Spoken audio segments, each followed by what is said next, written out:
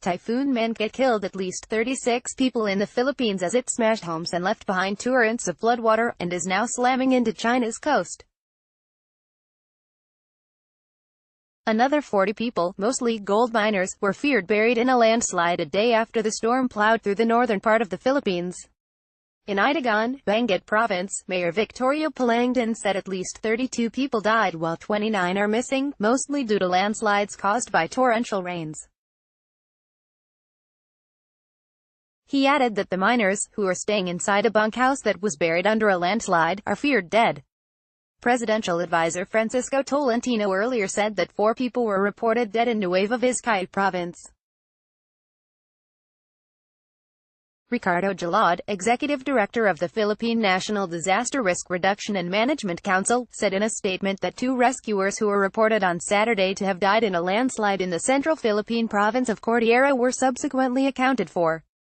The massive storm, considered this year's strongest, left key agricultural areas on Luzon Island underwater as its fierce winds tore trees from the ground and rains unleashed dozens of landslides. Jerome Balanton, a spokesman for Save the Children who was on the ground in northeastern Luzon, said, "The further north we traveled the more extensive the damage, particularly in Cagayan province. House after house had been flattened or badly damaged, with roofs or walls missing. Large trees have been uprooted from the ground and power poles bent right over, leaving power lines strewn across the ground.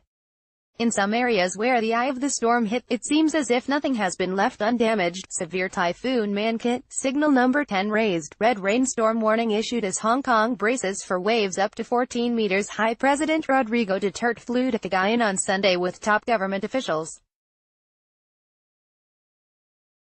"I share the grief of those who lost their loved ones. Those are what we call the unforeseen events. In insurance, this is an act of God. I don't know how it can be an act of God, but that is the term used by the insurance," Duterte said in a televised briefing. Because communications and electricity were knocked out across much of the region where about 5 million people were in the typhoon's direct path, officials are still assessing the human and material cost. In the northern town of Bago, the storm collapsed houses, tore off roofs and downed power lines.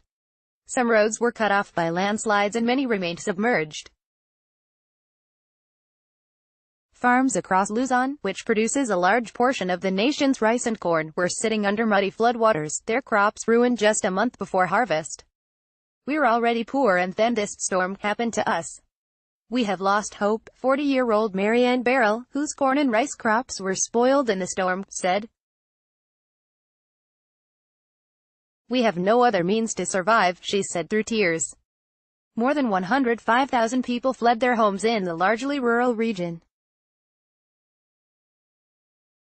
An average of 20 typhoons and storms lash the Philippines each year, killing hundreds of people and leaving millions in near-perpetual poverty. The dead included many killed in landslides, a girl who drowned and a security guard crushed by a falling wall.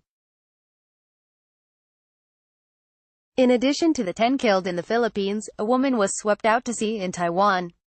The country's deadliest storm on record is Super Typhoon Haiyan, which left more than 7,350 people dead or missing across the central Philippines in November 2013.